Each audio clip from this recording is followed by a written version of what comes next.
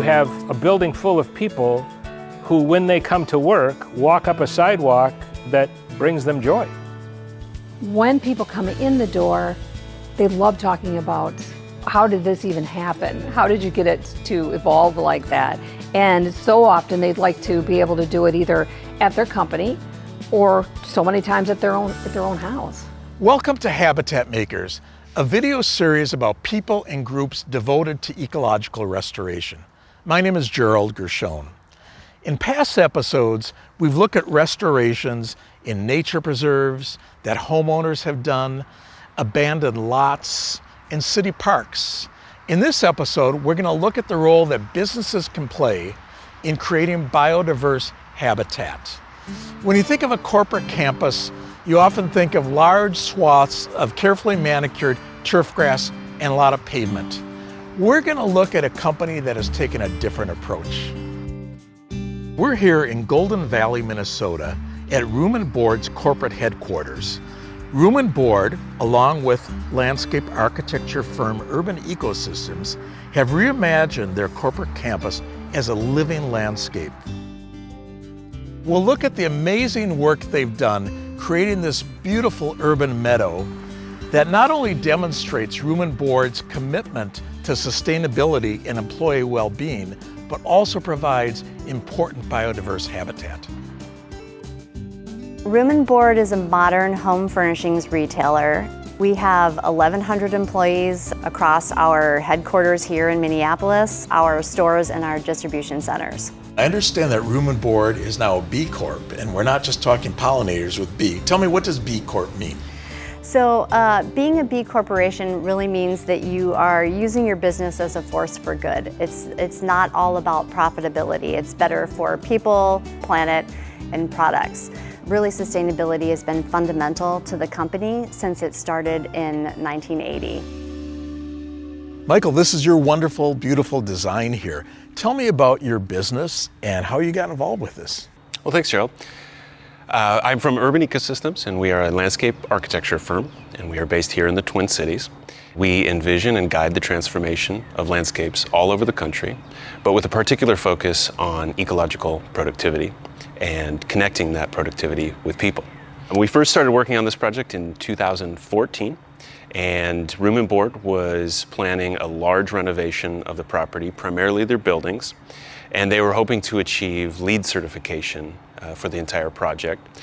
And so we were brought on to work with the site and develop landscape approaches that would help with the certification process. So you started with a blank slate. It was turf grass here, right?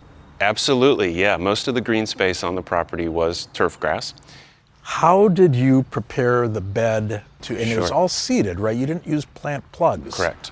All seeded. I know seeding is difficult. How did you do it?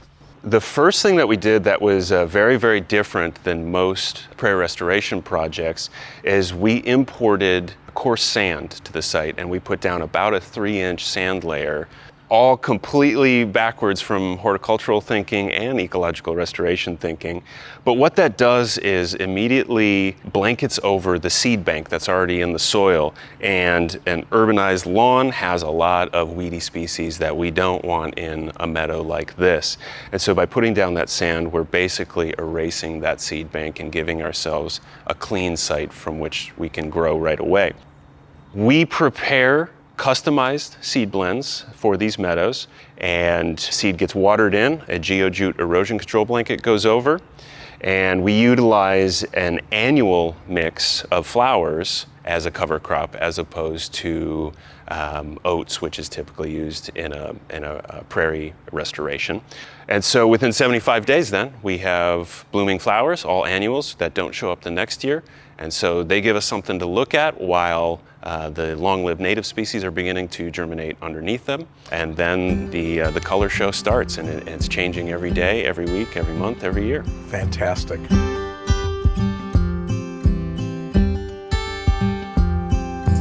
The excitement of trying something new was a benefit. People watched it. People were concerned about what it was going to be and excited about what it could be. Watching it develop was so much fun, particularly on a Monday when I come in. I would see what's new. you would just look around and go, oh, there's this flower, there's that flower, and this flower. I mean, it was a whole new experience every week. It was just amazing. There's no mistaking, this is an intentional landscape. And I'm sure it took a while to get to this point. Yes. When I drove in today, I was kind of, a lot of things going on. I pulled up and immediately my mood kind of just got settled. What have you heard from people about this? Exactly that. We hear from a lot of the staff members here at Room and Board, even people that have visited the property to shop in the weekend outlet here. Flowers really are powerful ecological elements. They are attractors, and not just for pollinating insects and birds, but to humans. We are drawn to flowers. So when you design this, I know there's a lot of considerations, like what time of year the blooms happen, what will work in this climate, and then what it looks like visually. And when I first came here, I thought, it's like you're painting with colors, with living things. How do you balance all those things? Great question. Well, some of it we can control, and some of it is spontaneous and completely out of our control. We are developing the seed mix, and so we can control what species go into that mix. We can control where those species are applied on the site. But after that, the seeds germinate, the species establish, and they begin to self-sort and move around. And they will find the spot where they want to be. That is a natural process, and that we don't control. And that's perhaps one of the more exciting aspects of it.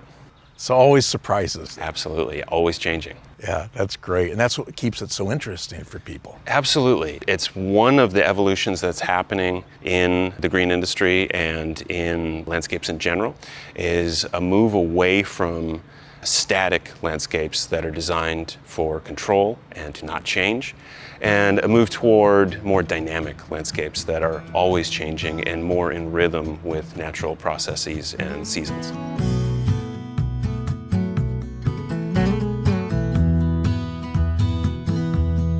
I'm convinced every day I come here, there's something that I haven't seen before. You know, even the other day we were just talking about, oh, did you see the wild strawberries on the way into work? Like, that's the first conversation we had. It's this kind of living, evolving ecosystem that has such a wonderful benefit for bees and butterflies and other little critters in the area. This morning even, I had a guest arrive and I happened to be outside, and when she was coming up the walk, I walked out and there's this rabbit.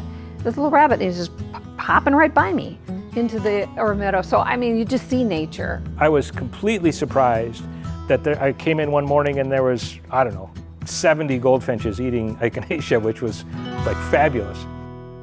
I know that most of our insects have evolved, our native insects, to native plants.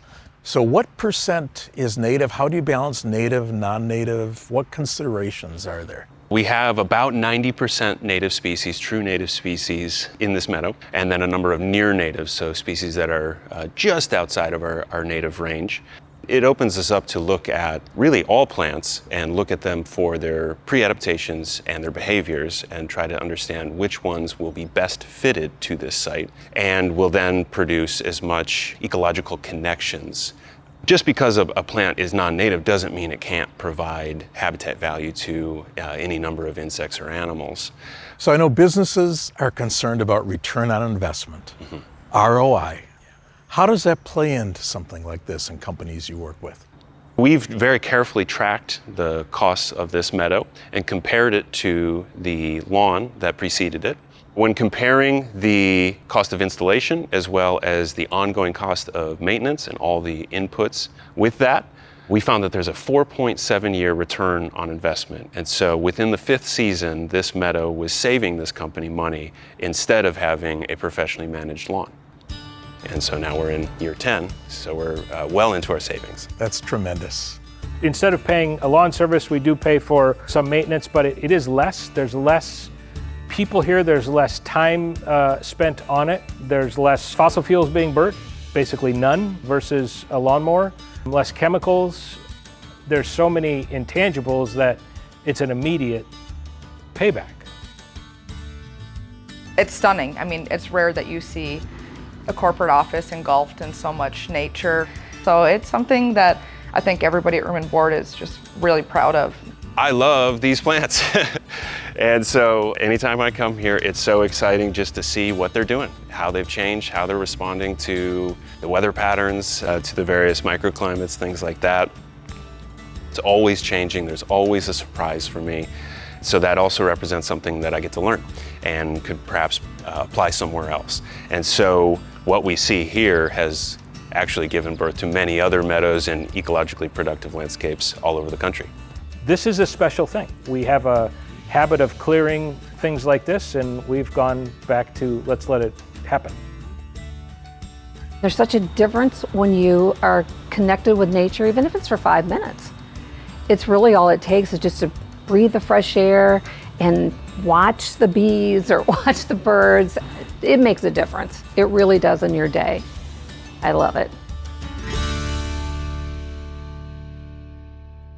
Thanks for being a part of learning about Room and Board's amazing urban meadow.